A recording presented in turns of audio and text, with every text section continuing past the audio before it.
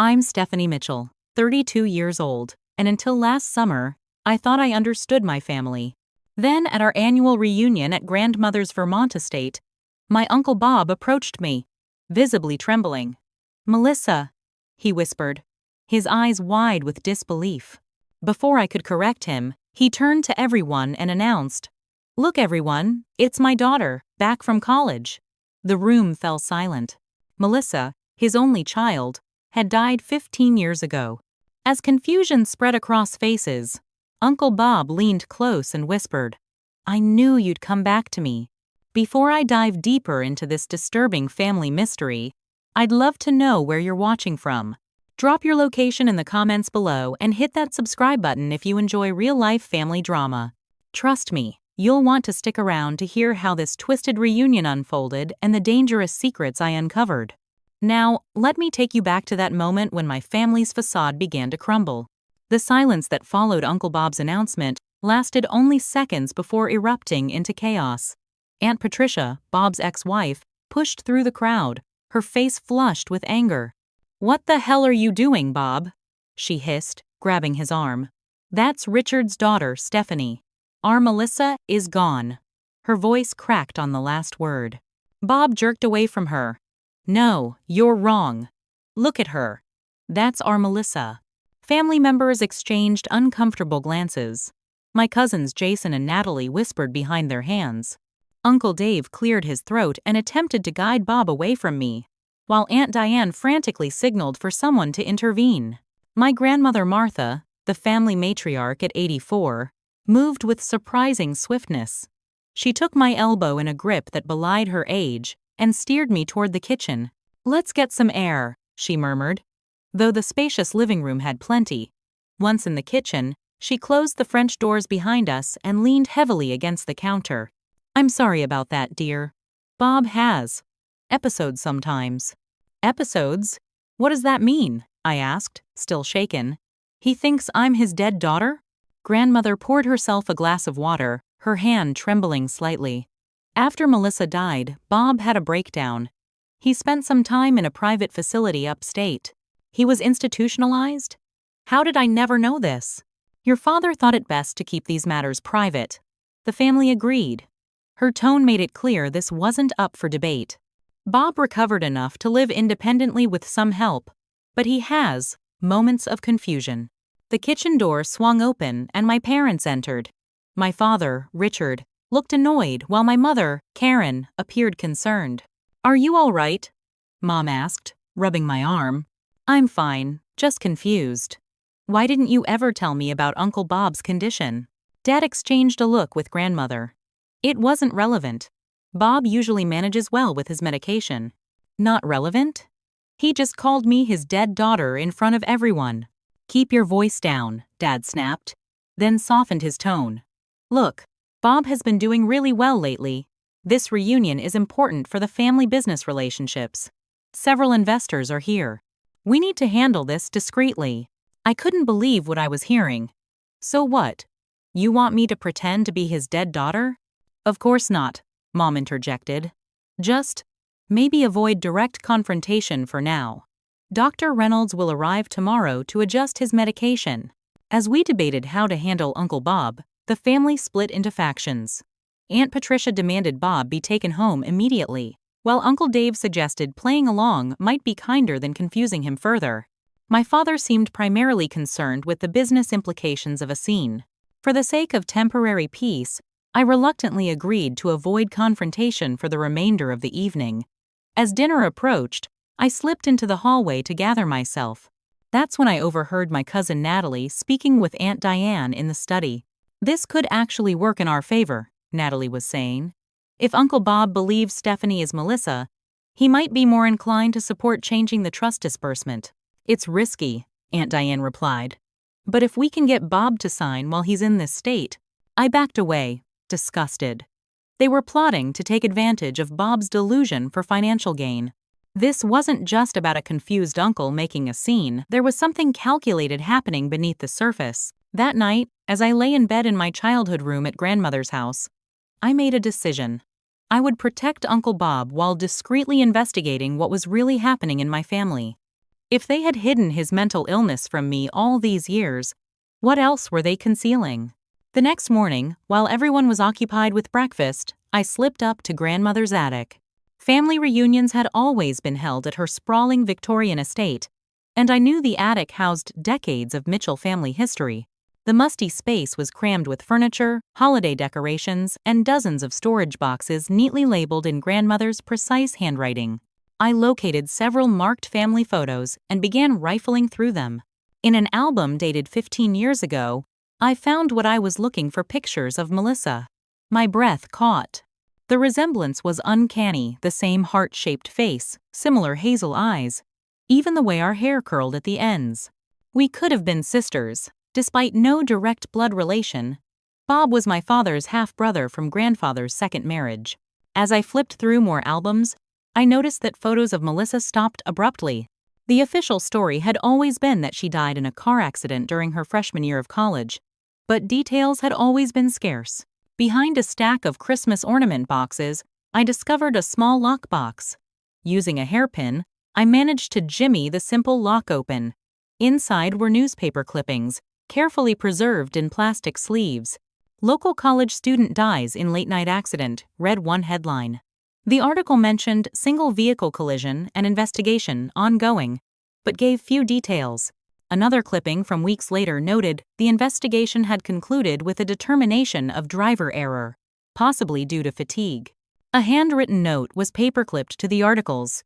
"Keep these away from Bob. What are you doing up here?" I jumped at Aunt Patricia's voice. She stood at the attic entrance, arms crossed. I wanted to understand about Melissa, I admitted, seeing no point in lying. "Why does Uncle Bob think I'm her?" Patricia's stern expression softened slightly. She closed the attic door and walked over, sinking onto an old trunk beside me. "You look like her," she said simply. "Same age as when we lost her, same mannerisms sometimes. Bob wasn't always like this." The delusion started after the funeral. "What really happened to her, Aunt Patricia?" "These articles don't say much." She was quiet for a long moment. "The official story is neat and tidy, isn't it? Tired college student drives off-road late at night." Her bitter tone suggested there was more. "And the unofficial story? Melissa had been making accusations about the family business. Your father and Uncle Dave said she was making things up for attention." Patricia twisted her wedding ring, though she'd been divorced from Bob for years. 2 days before the accident, she called me, frantic. Said she'd found something concrete, evidence that would bring it all down. My stomach tightened. Evidence of what? I don't know. She was supposed to show me that weekend, but... Patricia swallowed hard. The police found alcohol in her system, but Melissa didn't drink. Never touched it after seeing what it did to Bob during their bad years. The implication hung in the air between us. "Are you saying my parents knew about this? That the family covered something up?" "I'm not saying anything," Patricia stood abruptly. "I've learned it's dangerous to make accusations in this family. Just be careful what questions you ask, Stephanie." After she left, I continued searching and discovered Melissa's journal hidden inside a hollowed-out copy of Pride and Prejudice in grandmother's study. The final entries were disturbing. "Dad's drinking again after I confronted him. Says, I don't understand how business works. But I saw the reports. The tests were falsified. People died." And the final entry, dated 3 days before her accident. "Meeting with Uncle Richard tomorrow. He needs to listen. If family won't fix this, I'll find someone who will." Uncle Richard, my father. Heart-pounding, I confronted him in his study that afternoon. "What did Melissa want to talk to you about before she died?" I asked, without preamble. He looked up from his laptop, expression carefully neutral. "What's brought this on?" I mentioned finding Melissa's journal. His jaw tightened. Melissa was a troubled girl. Creative imagination. She misinterpreted some business documents and jumped to wild conclusions. "What documents?" "This was 15 years ago, Stephanie. Ancient history. Not to Uncle Bob, apparently." Dad closed his laptop with a snap. "Bob has mental health issues that have nothing to do with company matters. Drop this nonsense and focus on the reunion." That evening at dinner, tensions simmered beneath polite conversation. Bob continued referring to me as Melissa, describing college classes I'd never taken and friends I'd never met. I noticed my parents carefully steering the conversation whenever it approached anything related to Mitchell Pharmaceuticals, the family business. I caught Natalie and Uncle Dave exchanging meaningful glances whenever Bob spoke to me. Something was very wrong in this family, and I was determined to uncover the truth, not just for Bob's sake, but for Melissa's. What family secrets have you witnessed or experienced? Have you ever had to choose between loyalty and truth? I'd love to hear your stories in the comments below. Remember to subscribe for more true family drama stories, and hit that like button if Melissa and Bob's journey touched your heart. Thank you for listening. And remember, sometimes the most important family bond is the commitment to truth, no matter how difficult it may be. A creaking floorboard jolted me awake. The antique clock on the bedside table read 2:17 a.m. A shadow moved near the door of my bedroom, a human silhouette. Who's there? I sat up, heart hammering. The figure stepped forward into a sliver of moonlight. My cousin Jason, Uncle Dave's oldest son. You need to leave, Stephanie. His voice was low, controlled. Tomorrow morning. Make up an emergency at work. What are you talking about? And why are you in my room in the middle of the night? He moved closer, looming at the foot of my bed. At 38, Jason had always been intimidating, a former college football player with a perpetual chip on his shoulder. Uncle Bob's condition is worse since you arrived. You're triggering him. For his sake, you need to go. The false concern didn't reach his eyes. This is about Melissa's journal, isn't it? What are you afraid I'll find out? His expression hardened. You always were a nosy little brat. Some things aren't your business. The Mitchell family has a legacy to protect. Are you threatening me, Jason? I'm advising you, cousin. Strongly advising. Before you dig yourself into a hole you can't get out of. The bedroom door opened wider, and Grandmother Martha appeared in her silk robe. Jason, what on earth are you doing in Stephanie's room at this hour? He straightened, instantly transforming into the polite grandson. Just checking on Stephanie, grandmother. She seemed upset earlier. At 2 a.m? Out. Now. Her voice left no room for argument. After he left, I expected grandmother to ask if I was okay or explain Jason's bizarre behavior. Instead, she merely said, "Try to get some sleep, dear. These old houses make all sorts of noises at night, probably what woke you." She was gaslighting me, pretending Jason's threatening presence had been nothing. Before I could call her on it, she closed the door, leaving me alone and increasingly uncertain whom to trust. The next morning, I called my best friend Brooke. We'd known each other since college, and she was the one person I knew I could trust completely. "This sounds insane," she said after I explained everything. "Your family is seriously messed up. I know how it sounds, but something's happening here. They're hiding something about Melissa's death and the family business. Want me to do some digging?" Brooke worked as a paralegal at a major law firm. I can search public records, news archives, see what comes up about Mitchell Pharmaceuticals around that time. That would be amazing. Just be careful, okay? I don't want to drag you into something dangerous. After breakfast, I returned to my room to look through Melissa's journal again. To my horror, key pages had been torn out specifically. Entries from the week before her death. Someone had been in my room, had found where I'd hidden the journal under the mattress. As I was processing this violation, my mother entered without knocking. "Stephanie, have you seen my pearl earrings? I thought I might have left them in here when I was dropping off fresh towels." Her excuse was flimsy. Housekeeping staff had always handled towels. Never my mother. I watched as her eyes darted around the room, clearly searching for something. "You went through my things," I accused, holding up the damaged journal. She paled. "I was just trying to protect you." "From what?" "The truth? You don't understand what you're meddling in." She closed the door behind her. "Some things are better left in the past." "Like Melissa? Like Uncle Bob's breakdown?" How convenient for everyone to just sweep it all away. I noticed her removing something from her pocket and slipping it into her purse, a small flash drive. "What's that? What did you take from my room?" "Nothing important." She moved toward the door. I blocked her path. Show me what's in your purse. Don't be ridiculous. Show me. Or I'll tell the entire family you've been stealing from me. Reluctantly, she opened her purse. Inside was a flash drive I'd never seen before, along with several pages that had been torn from Melissa's journal. Where did you find these? They weren't in my luggage. In the lining of your suitcase. At least she had the grace to look embarrassed. Stephanie, listen to me. I'm trying to protect you. From what, Mom? What is everyone so afraid of? Before she could answer, Dad called up that the family meeting was starting. She seized the opportunity to escape, taking the flash drive and torn pages with her. The family meeting was ostensibly about the upcoming charity gala, but I could feel the undercurrents. Uncle Dave suggested I might want to spend some time with Uncle Bob, since he seems so comforted by your presence. His tone made it clear this wasn't just about comforting Bob. Perhaps, he added, if Stephanie doesn't mind, she could play along a bit.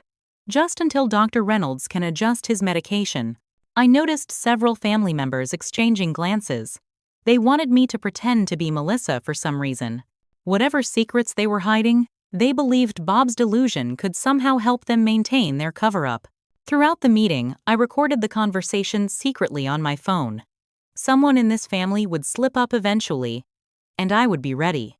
The following morning, I met Amanda, Uncle Bob's caretaker, a practical woman in her 50s with kind eyes and a no-nonsense demeanor. She arrived with several medication bottles and a genuine concern that seemed rare in this house.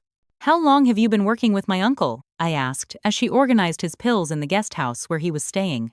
About 5 years now, she replied. He has good days and bad days. Yesterday was challenging. I helped her sort the medication into daily containers. Has he confused other people for Melissa before? Amanda hesitated.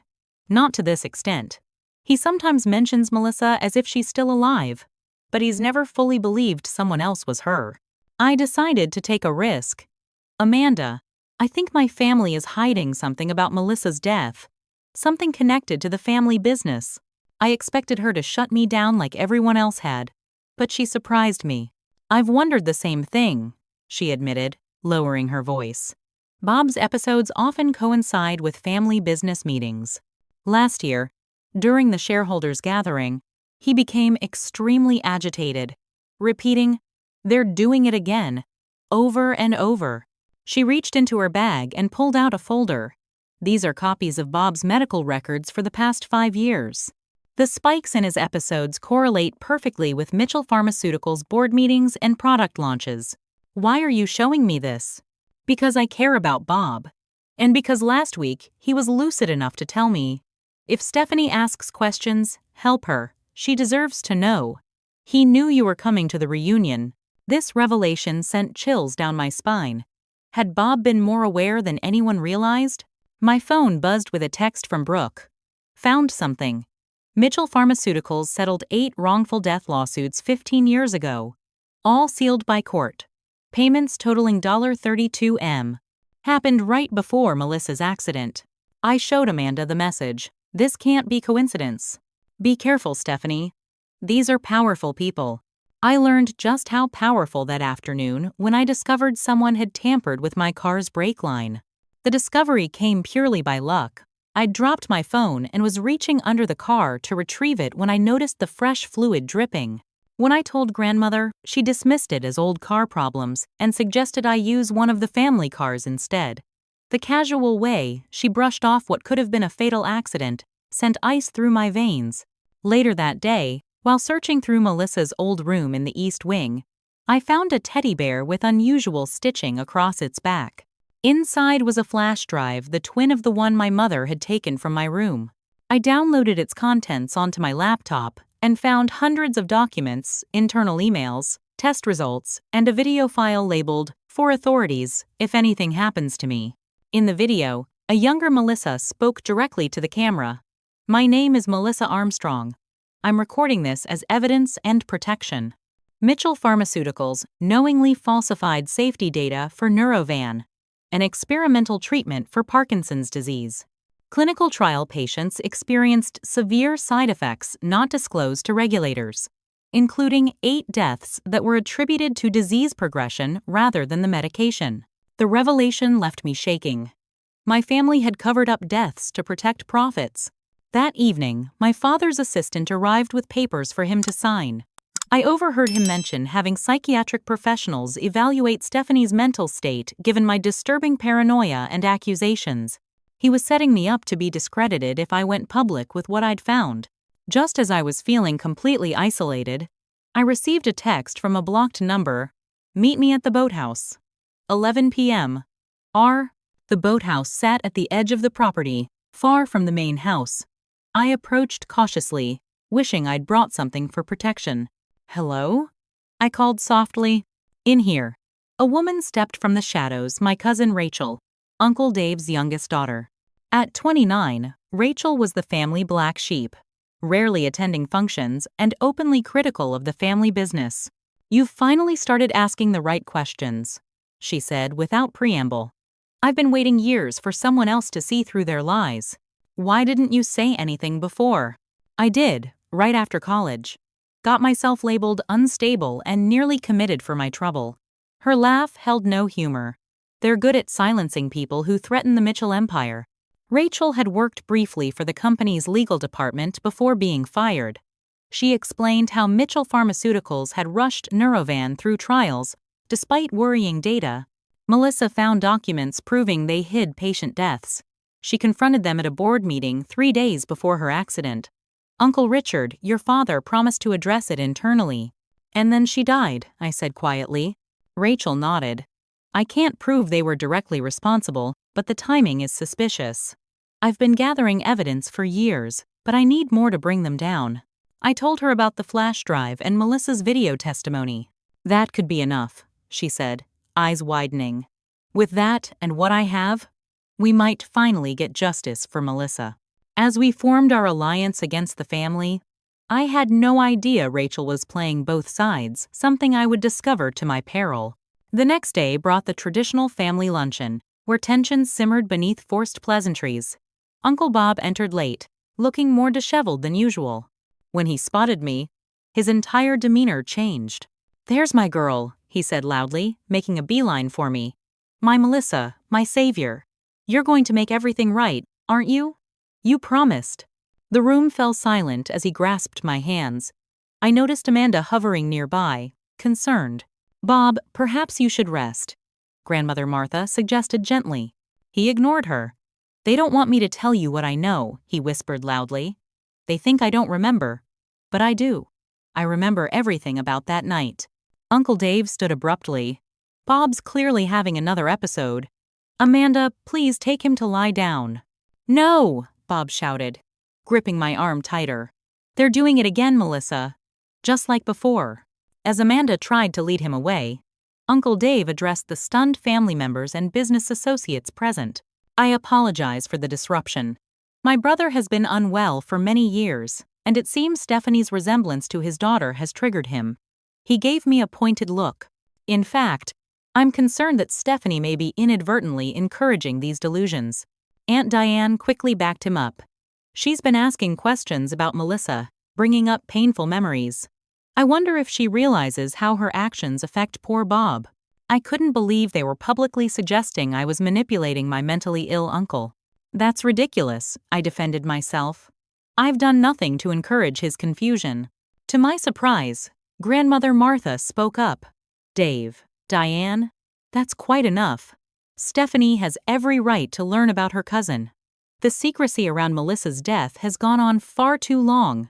The room split into factions, those siding with Dave and those shocked by Grandmother's unexpected defense of me. Uncle Bob was escorted out, still muttering about that night and how they made it look like an accident. During dinner, I grew increasingly lightheaded, my vision blurring at the edges. The room began to spin, and I barely made it away from the table before collapsing in the hallway. I woke in my room with young cousin Michael, Uncle Dave's middle son, sitting beside my bed. At 25, Michael had always seemed different from the rest of the family, quieter, more thoughtful. You were drugged, he said without preamble. I saw Aunt Diane near your water glass. I tried to sit up, fighting nausea. Why would she?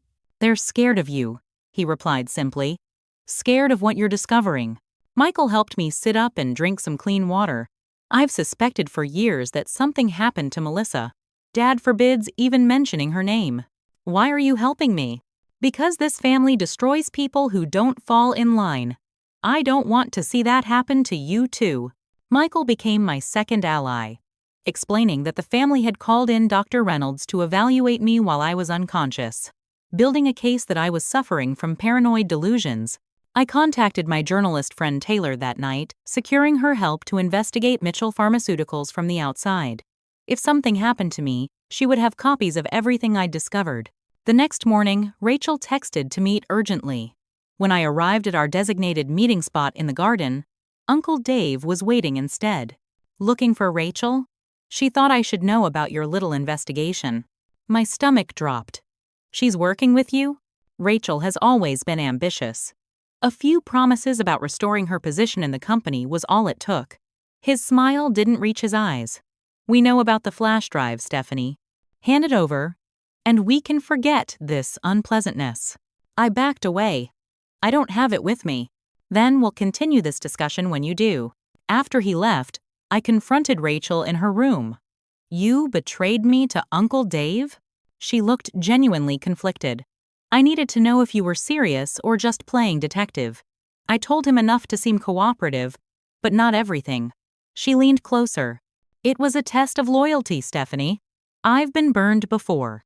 I didn't know whether to believe her. Why should I trust you now? Because I've been compiling evidence for 7 years, and I'm not stopping until they pay for what happened to Melissa. She pulled out her own flash drive. This has corporate emails proving they knew about the deaths. Combined with what you found, it's enough. I left uncertain of Rachel's true allegiance, and discovered my movements were now being restricted.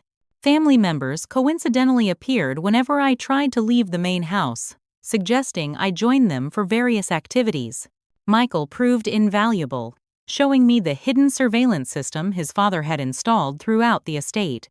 They've been watching everything, he explained as we reviewed footage of family members searching my room at different times.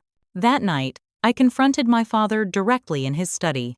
Tell me the truth about Melissa's death, I demanded. I know about Neurovan and the falsified trial data. He stared at me for a long moment before locking his study door. You have no idea what you're meddling in, he said, voice low. Melissa wasn't murdered, if that's what you're implying. But yes, her death wasn't entirely an accident. What does that mean? It means she was distraught after the board meeting. She'd been drinking unusual for her, I admit. She called me from her car, hysterical, threatening to go to the authorities. I told her to come to the house so we could talk. He rubbed his face. She never arrived. You let everyone believe she was just another reckless college student, I accused. The company was at stake. Thousands of jobs, our family legacy. The Neurovan situation was regrettable. But business involves hard decisions. People died, Dad. And more lives were ultimately saved by other medications we developed with those profits. His expression hardened. You need to leave this house tonight, Stephanie. For your own good. This family isn't safe for people who can't understand the greater good. His words were both confession and threat. The ultimatum was clear. Leave immediately or face the consequences of opposing the Mitchell family. What family secrets have you witnessed or experienced? Have you ever had to choose between loyalty and truth? I'd love to hear your stories in the comments below. Remember to subscribe for more true family drama stories. And hit that like button if Melissa and Bob's journey touched your heart. Thank you for listening. And remember, sometimes the most important family bond is the commitment to truth, no matter how difficult it may be. I had no intention of leaving, but pretended to comply, packing my bags ostentatiously while planning my next move. Michael helped me sneak back after midnight to stay in the caretaker's cottage where Amanda lived. They'll realize you didn't actually leave in the morning, Amanda warned. By then, I'll have copied everything and secured it, I replied, connecting my laptop to send evidence to Taylor and Brooke. Around 2 a.m., shouting from the main house drew our attention. Uncle Bob was having a violent episode, screaming accusations at the family members trying to restrain him. You killed her! His voice carried across the grounds. I saw the messages. Richard promised to fix it, but you couldn't risk it. From our vantage point in the cottage, we watched as several family members managed to get Bob into a car, presumably to take him to a hospital. The next morning, a somber family meeting was called. I slipped in through the back entrance, staying hidden behind a partially closed door to listen. Bob's condition has deteriorated significantly, Uncle Dave announced. The doctor recommends immediate institutional care. For how long? Aunt Patricia asked, her voice tight. Indefinitely, my father replied. It's for the best. He'll receive proper care, away from triggers. They were going to lock Bob away permanently to silence him. I stepped into the room. You mean away from me? The shock on their faces would have been comical in any other circumstance. Stephanie, my mother gasped. We thought you'd left. Clearly, I replied coldly. So you could finish covering up what happened to Melissa without interference. Uncle Dave recovered quickly. This is exactly the kind of paranoid behavior Dr. Reynolds mentioned. Stephanie, you're not well. I'm perfectly well. And I have Melissa's video testimony about the Neurovan trials. Plus corporate emails proving the company hid patient deaths. I looked directly at my father. Is that why she had to die? Because she was going to expose you? That's absurd, he sputtered. But I saw the fear in his eyes. I laid out everything I knew that covered up deaths, the falsified data, the suspicious timing of Melissa's accident. With each revelation, the room grew more tense. We need to vote on Bob's care, Grandmother Martha finally said, attempting to regain control. All in favor of institutional treatment? To my horror, nearly every hand raised, including grandmother's. Only Aunt Patricia, Michael, and I opposed. You can't do this, I protested.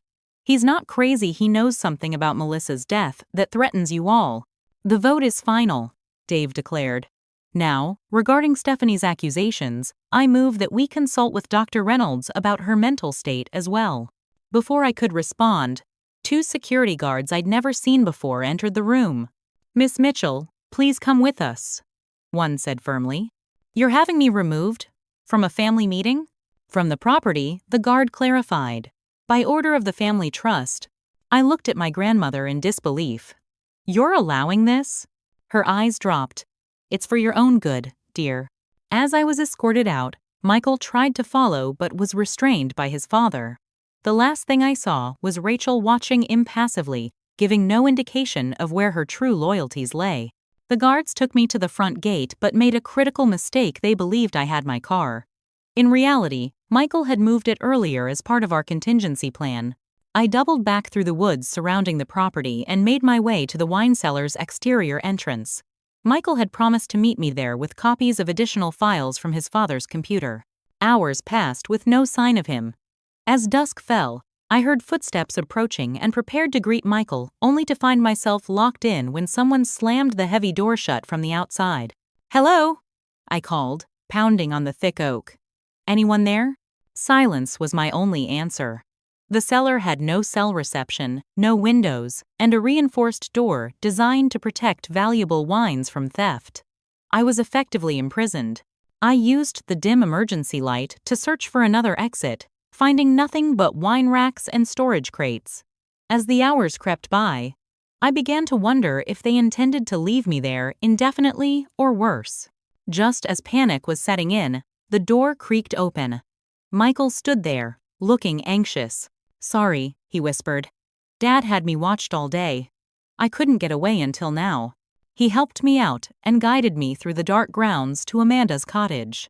There, he shared what he'd discovered in the family's security archives.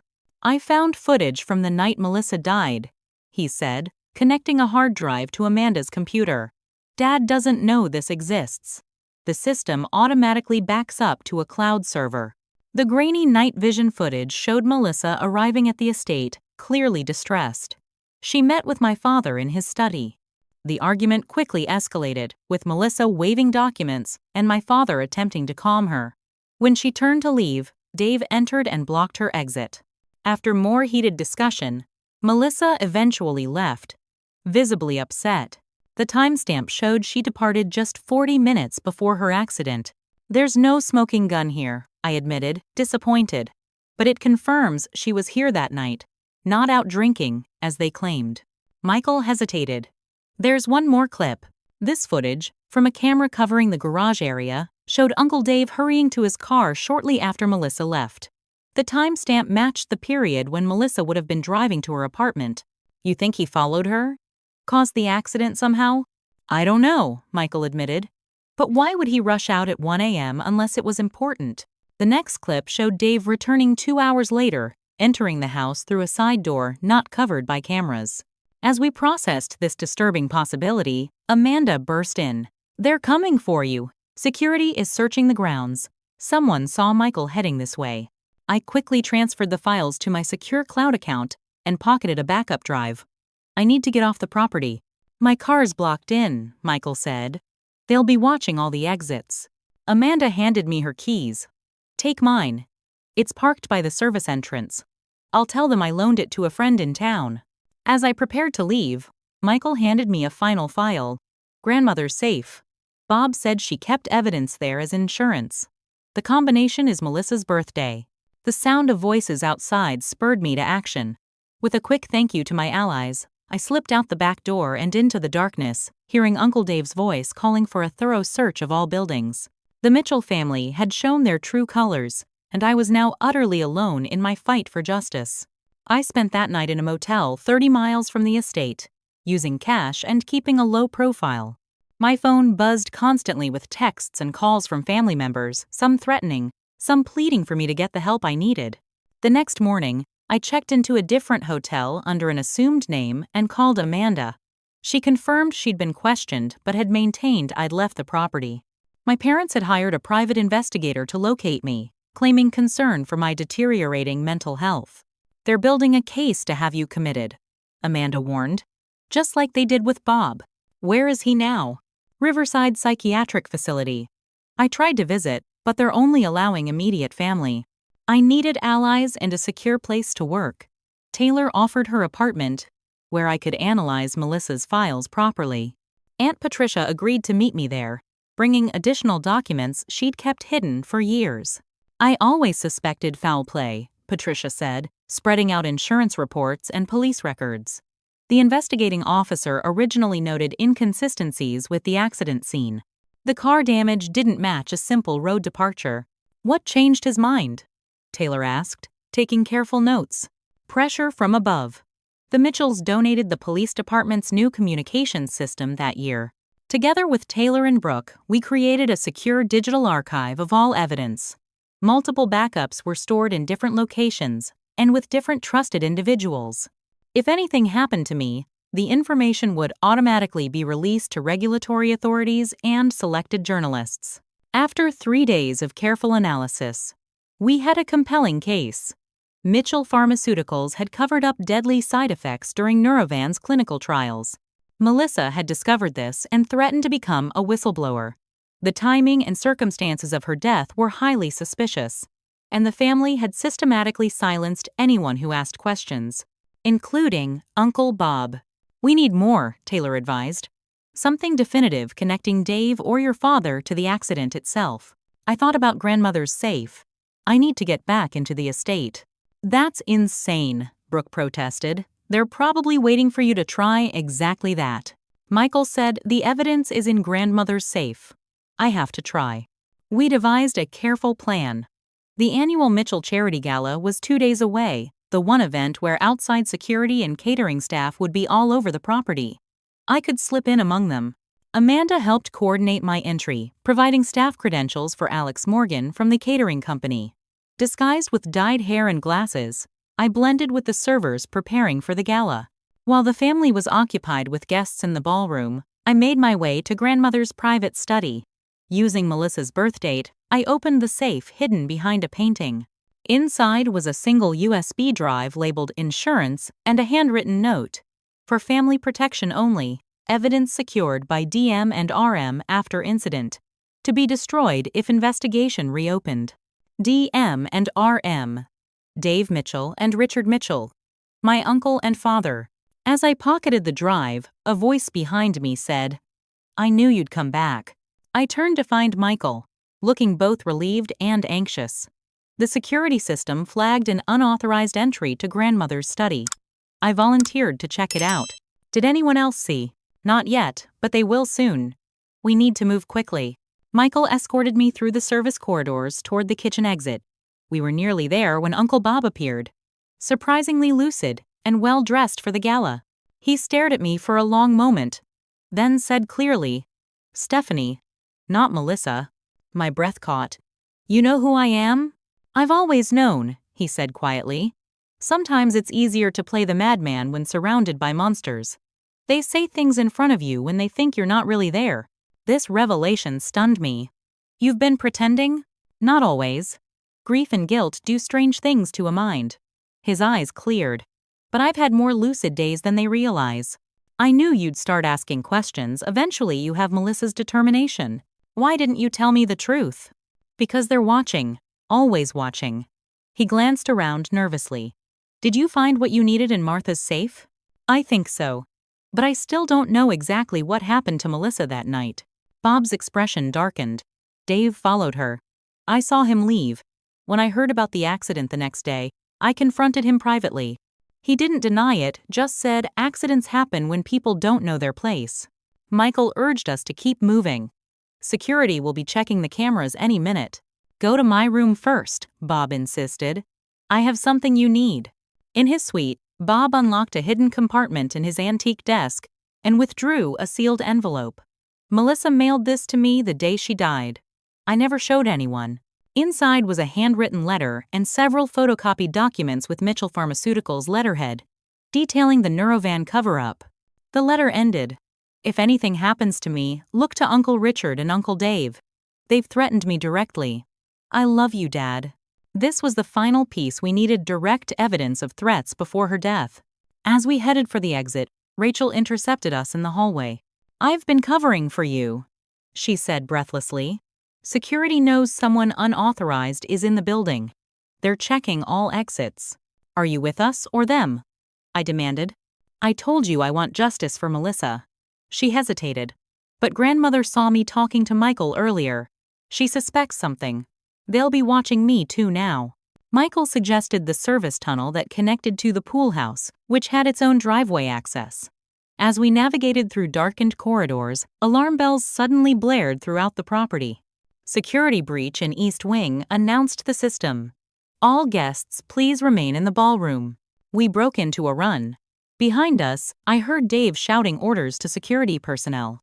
We burst through the tunnel exit into the pool house, only to find Grandmother Martha waiting with Taylor and 2 attorneys. "I believe we have much to discuss," Grandmother said calmly. For a moment, I feared another trap. But Taylor nodded reassuringly.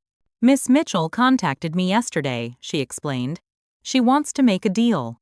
Grandmother's expression remained impassive. "The family has made mistakes. Terrible ones. But destroying the company helps no one. Justice for Melissa helps her family," I countered. "Justice can take many forms." One attorney interjected.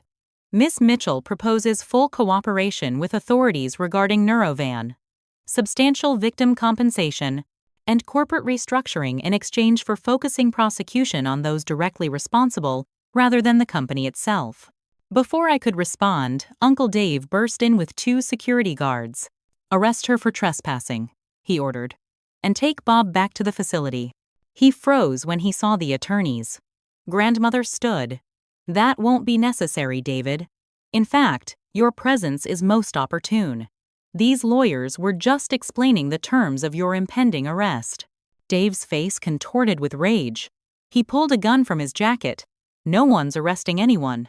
This ends now." Michael lunged for his father as Rachel screamed. In the chaos that followed, the gun discharged the bullet, shattering a glass door.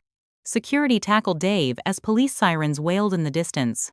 I clutched the envelope and drive, the evidence that would finally bring justice for Melissa, while my family's carefully constructed facade crumbled around us. Police cruisers swarmed the estate, red and blue lights illuminating shocked faces of gala attendees gathered on the lawn. Detective Walsh, a stern woman with 20 years' experience, coordinated the response while officers secured the scene and detained Dave. "You've been building this case for weeks," she told me after taking initial statements.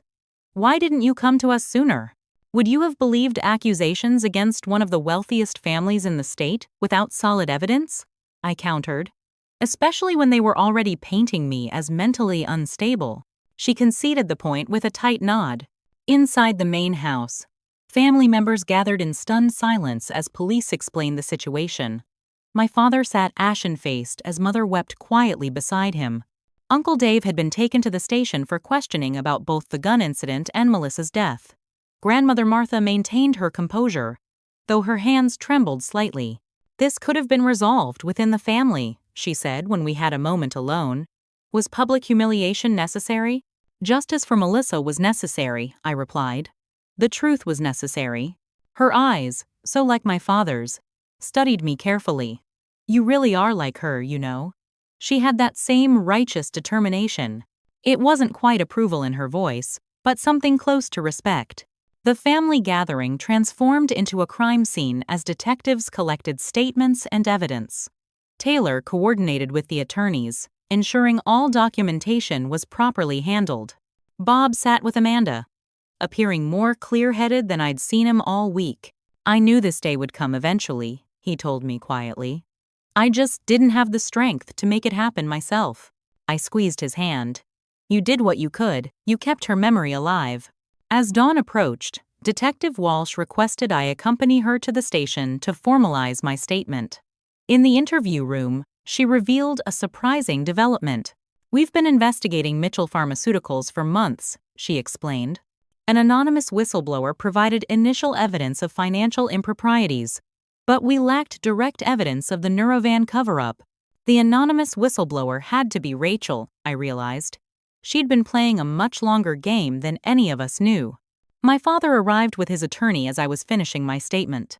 He looked older than I'd ever seen him, the weight of decades of secrets visible in the slump of his shoulders. "May I speak with my daughter?" he requested. Walsh allowed it with an officer present. He sat heavily across from me. "I never wanted Melissa to die," he began, voice barely above a whisper. "You have to believe that." "But you covered it up afterward," I said. "You let Uncle Dave get away with it." I didn't know what he'd done until it was too late. His hands trembled.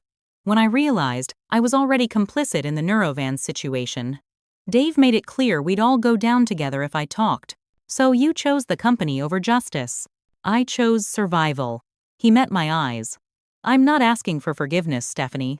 But I want you to know I did try to stop the Neurovan launch after Melissa raised concerns. The board overruled me. Dave had consolidated too much power by then. Whether this was truth or self-serving revision, I couldn't tell. Perhaps it didn't matter anymore." As morning broke, we returned to the estate to find it transformed again now into the command center for a major corporate fraud investigation.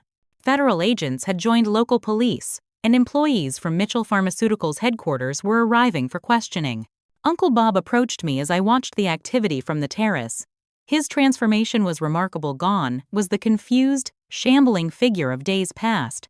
Though grief still lined his face, his eyes were clear and focused. "I have something to show you," he said, leading me to his room. From his personal safe, he withdrew a file containing additional evidence documentation he'd secretly gathered over years of playing the harmless mentally ill family member.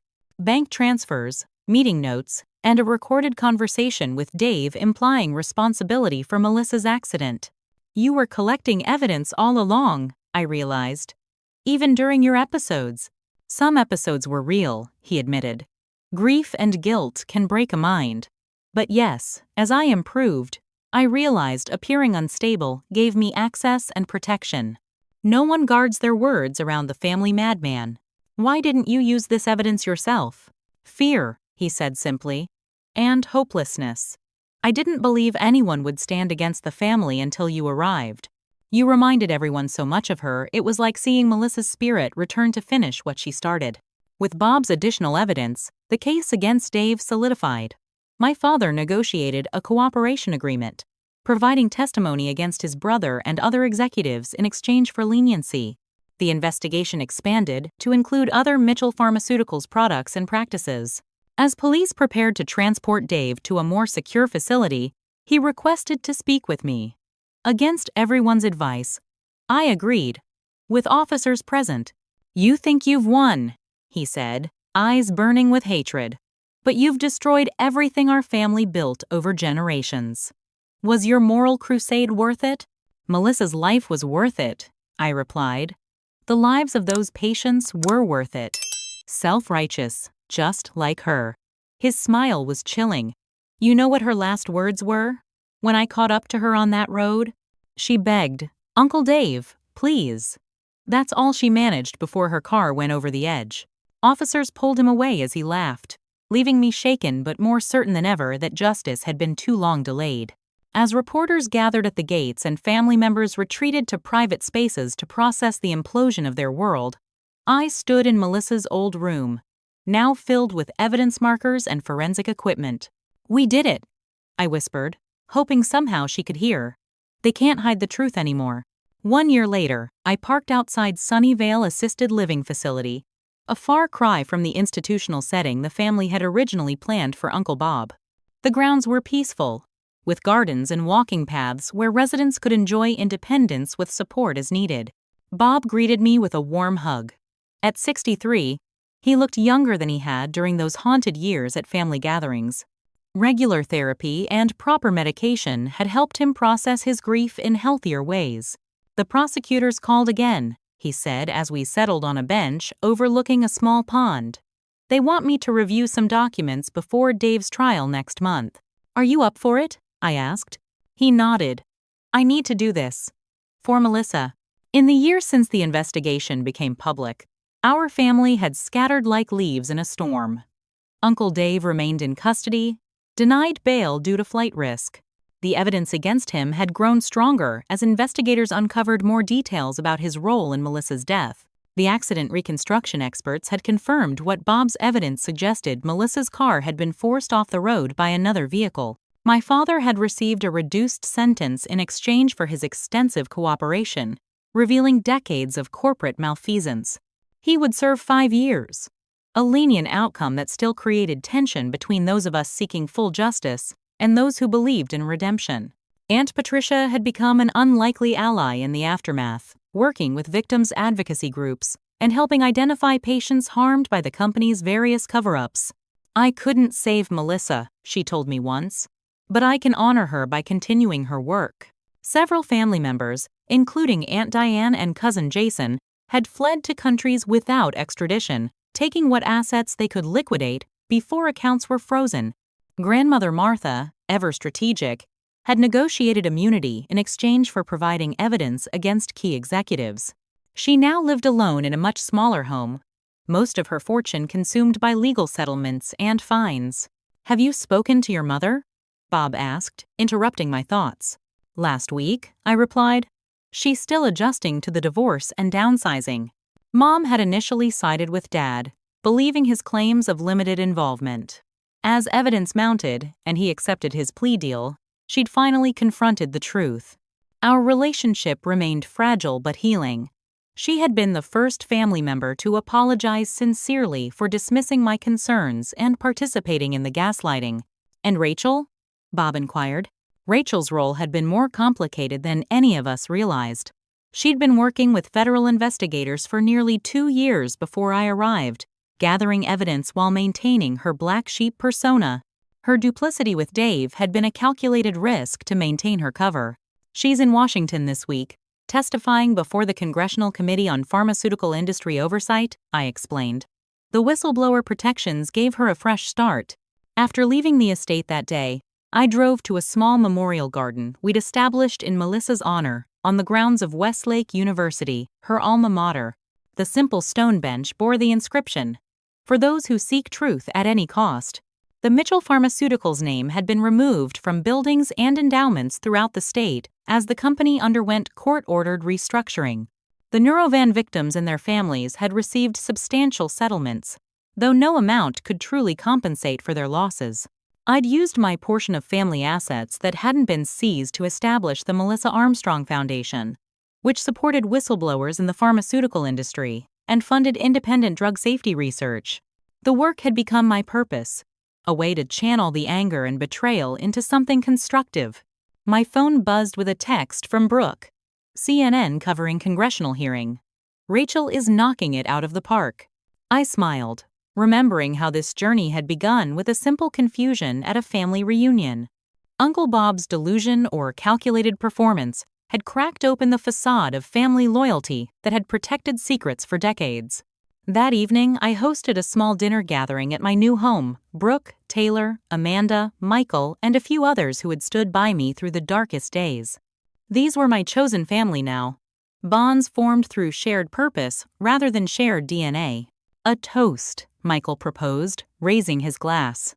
"To Stephanie, who taught us all that family isn't about blindly protecting your own, it's about standing up for what's right, even when it hurts." As conversation and laughter filled the room, I felt Melissa's presence in some inexplicable way. The journey had been painful, the cost high, but the truth had finally emerged from the shadows. In the end, that's what family should be about, not power or wealth or appearances, but honesty and accountability, even when it means confronting the darkest secrets hidden behind closed doors. I had learned that true healing doesn't come from burying the past, but from having the courage to excavate it fully, to examine each painful shard before finally laying it to rest. The Mitchell family would never be the same, but perhaps that was exactly as it should be. What family secrets have you witnessed or experienced? Have you ever had to choose between loyalty and truth? I'd love to hear your stories in the comments below. Remember to subscribe for more true family drama stories and hit that like button if Melissa and Bob's journey touched your heart. Thank you for listening. And remember, sometimes the most important family bond is the commitment to truth, no matter how difficult it may be.